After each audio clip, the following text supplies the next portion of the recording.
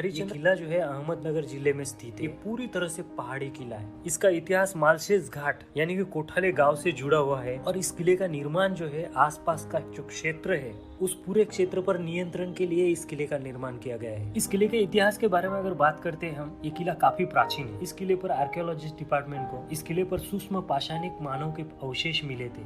मत्स्य पुराण, अग्नि पुराण और स्कंद पुराण ऐसे प्राचीन ग्रंथों में इस किले का संदर्भ हमें दिखाई देता है। कहा जाता है कि इस किले की उत्पत्ति जो है 6वीं शताब्दी में हुई है। कलचुरी वंश के शासन के दौरान हुई थी। विभिन्न गुफाओं को संभवतः 11वीं शताब्दी में इन गुफाओं में भगवान विष्णु की मूर्तियां हैं। हालांकि चट्टानों को तारामती और रोहिदास नाम दिया गया है, लेकिन ये अयोध्या से संबंधित नहीं है। महान ऋषि चांगदेव 14वीं शताब्दी में यहाँ ध्यान करते थे। ये गुफाएं उसी काल की है। इस क्षेत्र में विभिन्न सांस्कृतिक कलाकृतियां हमें दिखाई देती है, संस्कृतियों के अस्तित्व की ओर इशारा करते हैं। हरिचंद्रेश्वर मंदिर और केदारेश्वर की गुफा में नागेश्वर के मंदिर पर एक नक्शा है जिससे संकेत मिलता है ये पूरा जो कंस्ट्रक्शन है मध्यकालीन है, क्योंकि यह महादेव कोली जनजातियों के कुल देवता के रूप में संबंधित है। वे मुगलों से पहले किले को नियंत्रित कर रहे थे।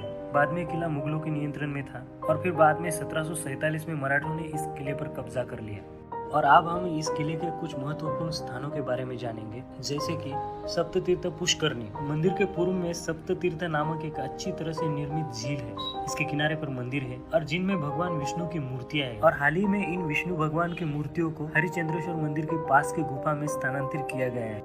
हरिचंद्रेश्वर मंदिर के दाईं ओर केदारेश्वर की विशाल गुफाएं हमें दिखाई देती है, जिसमें एक बहुत ही बड़ा शिवलिंग है, पूरी तरह से पानी में घिरा हुआ है। इस शिवलिंग की ऊंचाई लगभग 5 फीट है और पानी जो है इसमें लगभग कमर के इतना है। और पानी की वजह से शिवलिंग तक पहुंचना थोड़ा सा मुश्किल है। समर में और विंटर में तो इस शिवलिंग तक हम पहुंच सकते हैं, लेकिन मानसून के सीजन में हम नहीं पहुंच सकते शिवलिंग तक, क्योंकि यहाँ पे एक विशाल पानी का स्रोत बहता है। तो वहाँ की धाराओं की वजह से शिवलिंग तक पहुंचना थोड़ा सा मुश्किल है। और इस जगह की एक दिलचस्प बात है, इस मंदिर के चारों ओर की जो दीवारें है, यहाँ से पानी रोजाना रिसता है और इस वजह से ये पानी जो है बहुत ही ज्यादा ठंडा रहता है। अब हम कोकन कड़ा की कुछ दिलचस्प बातें जानेंगे। ये चट्टान पश्चिम की ओर है और ये कोकन की तरफ देखती है और यहाँ आसपास के क्षेत्र में चट्टान में एक ओवरहैंग है और ये जगह ट्रैकिंग के लिए बहुत ही मशहूर है। कभी कभी यहाँ पे इंद्रधनुष दिखाई देता है, तब ये जगह बहुत ही खूबसूरत दिखाई देती है। मानसून के सीजन में, विंटर के सीजन में और समर के सीजन में भी कई ट्रैकर यहाँ पे ट्रैकिंग करने के लिए आते हैं और जीवन का बहुत ही बेहतरीन अनुभव लेके यहाँ से जाते हैं। तो ये खुद को प्रिपेयर करने के लिए बहुत ही अच्छी जगह है। अब हम जानेंगे तारामती चोटी। तारामती के नाम से भी ये स्थान जाना जाता है।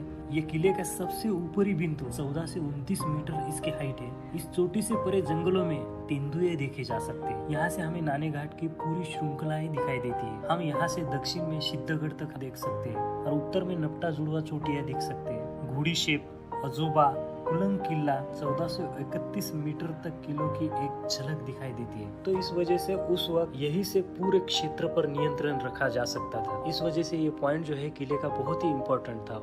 हरिचंद्रगढ़ पर कुछ गुफाएं और ये गुफाएं पूरे किले में फैली है और इनमें से कई तारामती की चोटी में स्थित है और इनमें कुछ रहने की भी जगह है। और कुछ गुफाएं तो मंदिर के बिल्कुल पास है और कुछ मंदिर तो गुफाओं के अंदर भी बनाए गए हैं और कुछ गुफाएं यहाँ से थोड़ा सा दूर जंगल में है। कोकन कड़ा के दाईं ओर किले के उत्तर पश्चिम की ओर गहरी प्राकृतिक गुफा है, जिसे हम दरी कहते हैं। कहा जाता है कि यहाँ की कुछ गुफाएं अभी भी अनदेखी है। और यहाँ पर खीरेश्वर के पास नागेश्वर मंदिर है जो हम देखने वाले। यह एक महान प्राचीन निर्माण है और यहाँ पर कुछ ऐसी प्राचीन कलाकृतियां हमें दिखाई देती है। मंदिर के छत पर नक्काशी है और यहाँ की नक्काशी का मुख्य आकर्षण जो है भगवान विष्णु की सोने की मुद्रा में 1.5 मीटर लंबी मूर्तियां दर्शाई गई है, जिसे हम मराठी में शेषशाही विष्णु के नाम से जानते हैं। ये दुर्लभ है और इसलिए इसका बहुत ज्यादा महत्व है। इस मूर्ति के बारे में कई किंवदंतियां हैं। मंदिर के पास गुफाएं हैं। हम देखेंगे हरिचंद्रेश्वर का मंदिर। यह मंदिर प्राचीन भारत में प्रचलित पत्थरों से इस मंदिर पर कुछ मूर्तियां बनाई गई है। बहुत ही उत्कृष्ट कलाकृतियों को इस मंदिर पर दर्शाया गया है। ये उत्कृष्ट कला का एक उदाहरण है। ये अपने आधार से लगभग 16 मीटर ऊंचा है। इस मंदिर के आसपास कुछ गुफाएं हैं। प्राचीन